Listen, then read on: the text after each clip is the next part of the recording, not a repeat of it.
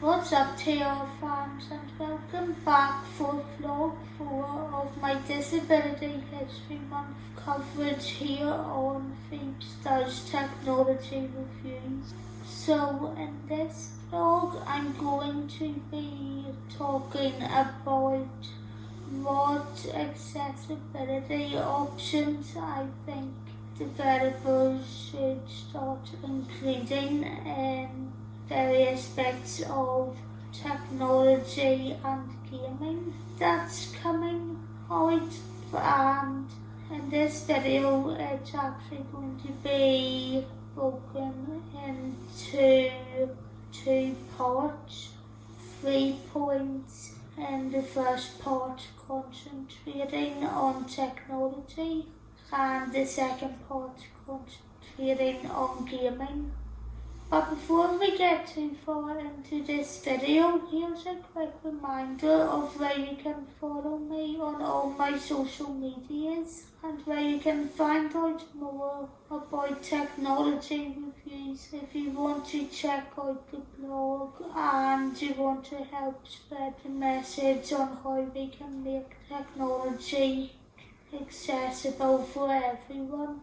So if you would like to check out the Technology Reviews blog, it is at www.technologyreviews.co.uk, and the good news is if you have a WordPress website you can give it a follow if you like what you see on there, or even if you don't have a WordPress website you can still give the blog a follow by subscribing to this YouTube channel, Phoebe's Does Technology Reviews, where I am going to be uploading 2 more vlogs on Disability History Month between now and next Tuesday, but in a normal month I basically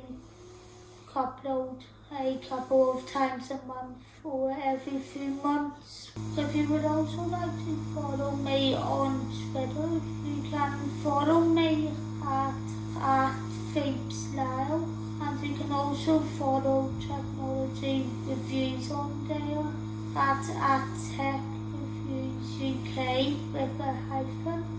And I am also on Instagram where you can follow me at the real Phoebe's Lyle, and Technology Reviews is also on there at Technology Reviews UK.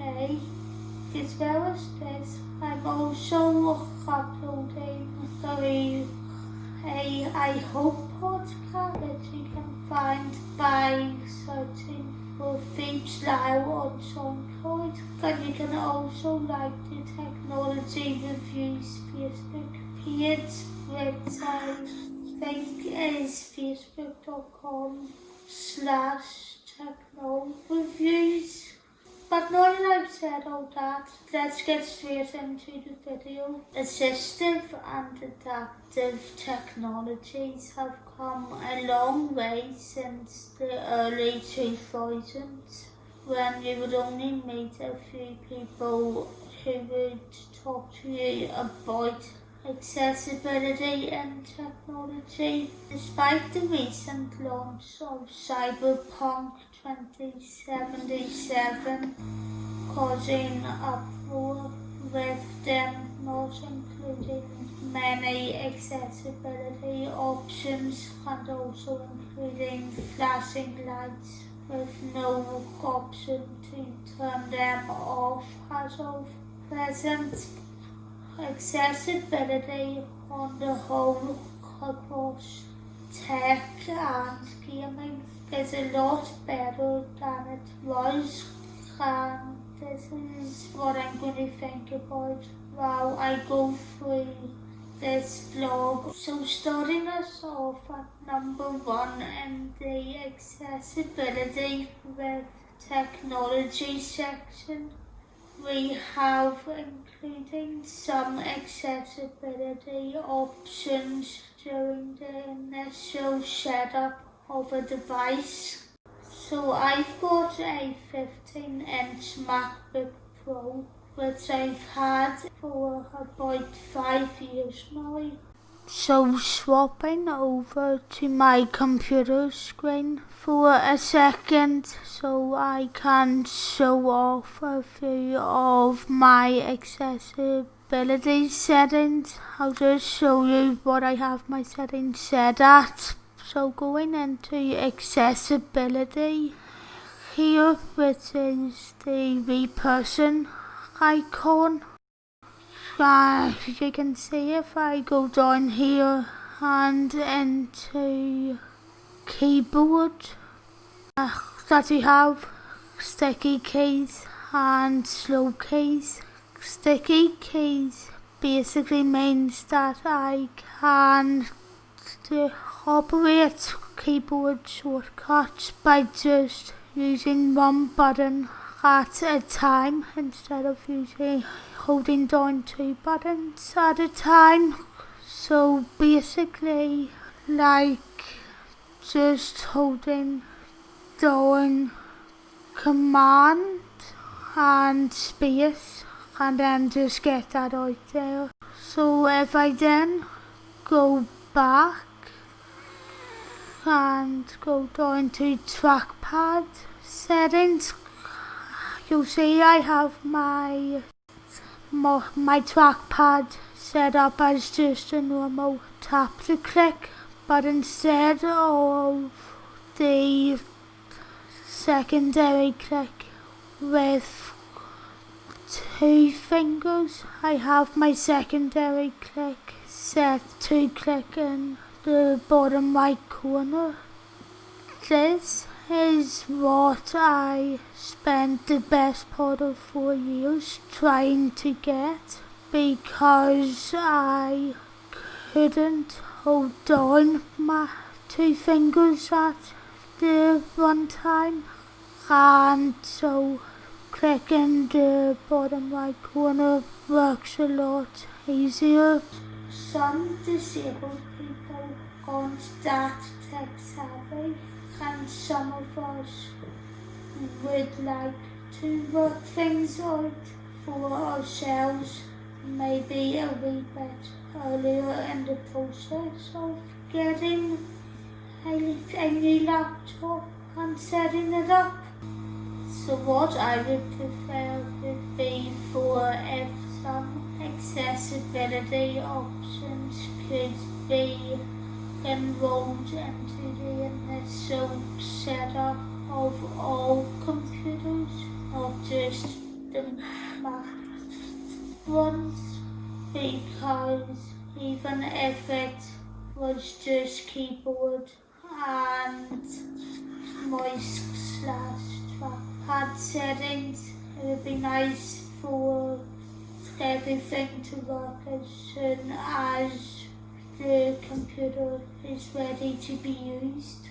Coming in at number 2, we have alignment options for apps and websites. As screens get bigger and bigger, it gets even more difficult for physically disabled people to reach up and tap the top of a device.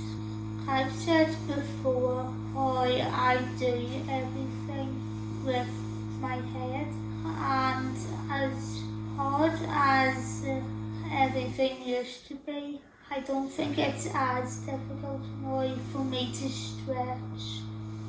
Can't help but been trying to tap something on my phone and iPad, even with the iPad being a bigger screen. That's because I use a bigger stylus now for both of them. But what I mean when I say alignment options for websites and apps is that it would be nice to have a setting which could let you choose if you would like content options to be aligned to the top of a device. to the side of it or to the bottom, depending on what would be easier for you to reach. And I would even like to be able to select more than one option, which basically what I mean is if I could select a option for search bar, and if I could select another option for where content is, so that would even be for many of the news and media apps. I find that this could really help me because I also have a pain in my neck which goes into this side of my shoulder, and this would let me not feel as much strain if I was able to select an option where I would choose an area that I want options to be aligned to, just because it would be easier for me. And now coming in at number 3, we have remapping touch bars. So in 2016, Apple added a new feature into their MacBook laptops, which is basically that all laptops from that one onwards would have a touch bar at the top of the keyboard. Since mine is a 2015 generation MacBook Pro, mine doesn't have this, but nonetheless the touch bar is located above the keyboard, which would be pretty inaccessible to me anyway. So what I think would make it easier would be if I could remap a touch bar from being, instead of above the keyboard, to maybe under the keyboard or under the trackpad. But I'm not sure if that's something Apple could do. Maybe it's something for them to think about. But now that I've come to the end of the accessibility with technology section, we're moving on to accessibility in gaming.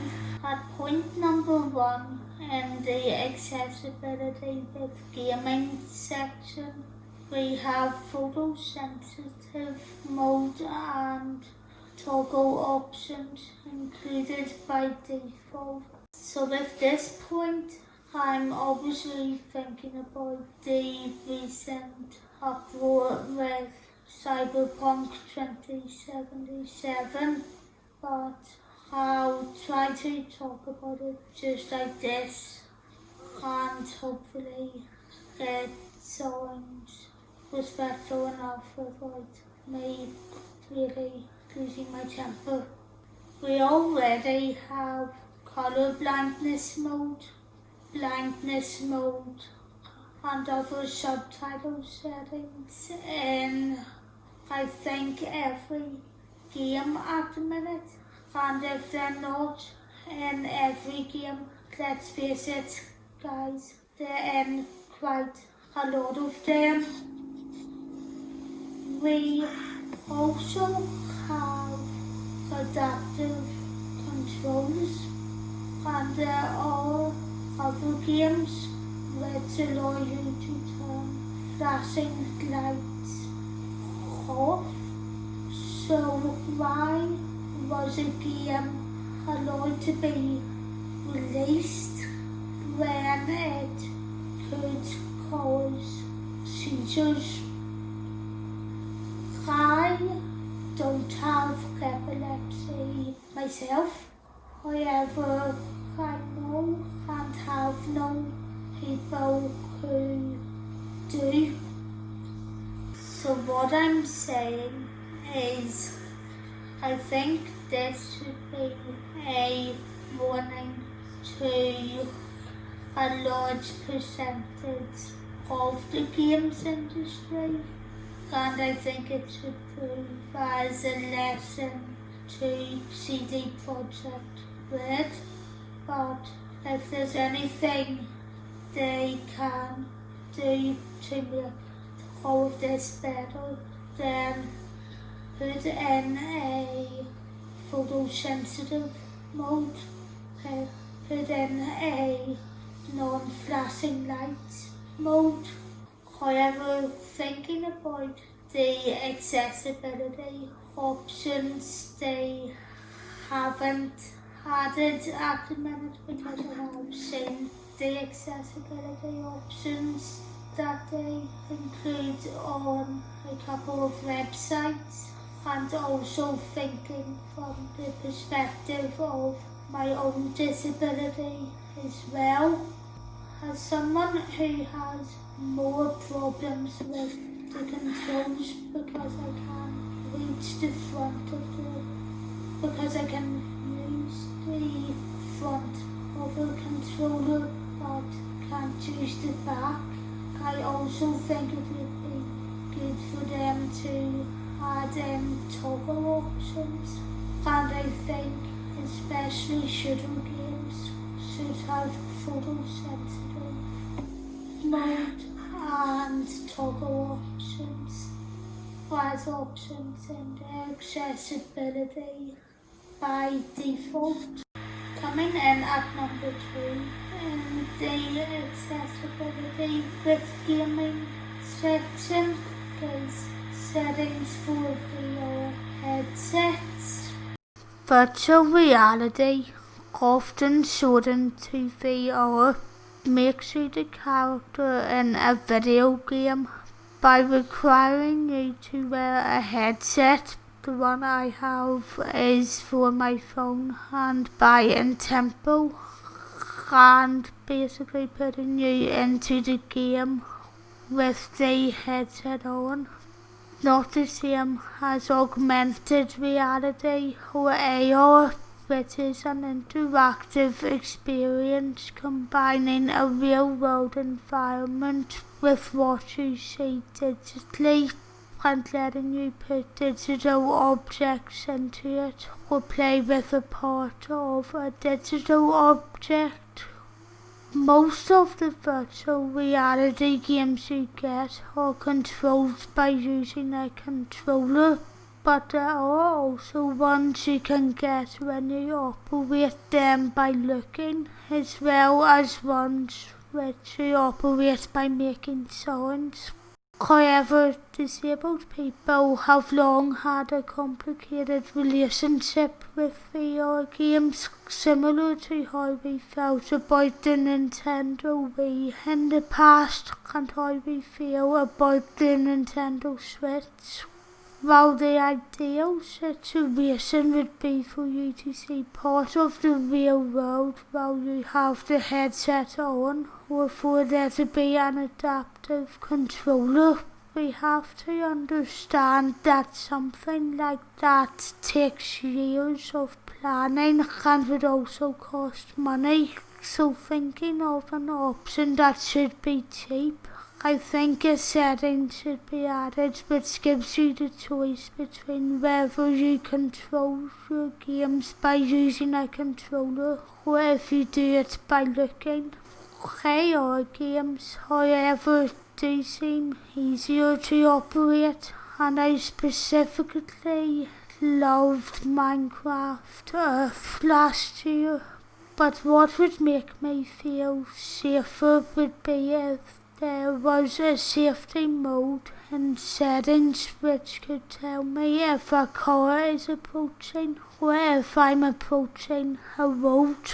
And finally at number 3, and as the last accessibility option I'm going to be looking at tonight, we have automatic braking for racing games. Earlier in this year, I was loaned some gaming equipment to try out by Special Effect. After I got in touch with them and and among the bits of equipment I was sent was a lunchbox. I did a vlog about what I thought of that as my second experiment with adaptive gaming video, and if you would like to watch that, you can find it by clicking on the card that is going to be somewhere around here. But if you can't see it, then there will also be a link in the description, and you can also find it by just scrolling down a couple of pages over on the blog.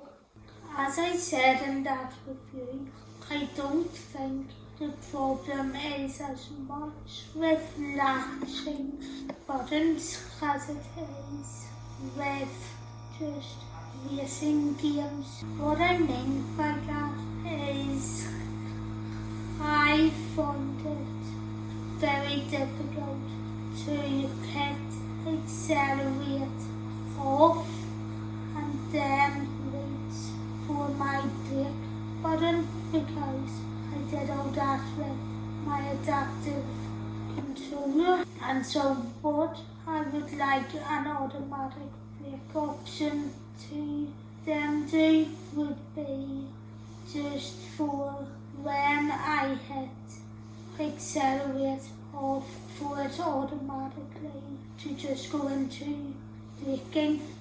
But anyway guys, what do you think? Do you agree with my picks? Or is there anything you would like to say that I maybe didn't cross over?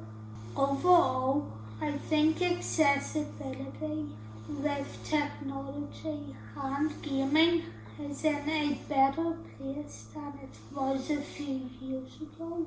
But there is still more to do, such as looking at ways that we would be able to start remapping directions on joysticks to buttons on an adaptive controller, or maybe even the handheld controllers, and also looking at jumping. But yeah, maybe we can talk about ways that could work and get talking about that as the future of gaming gets more and more bigger. But anyway, that's all for tonight, and this is Phoebes Live with Phoebes Does Technology Reviews out.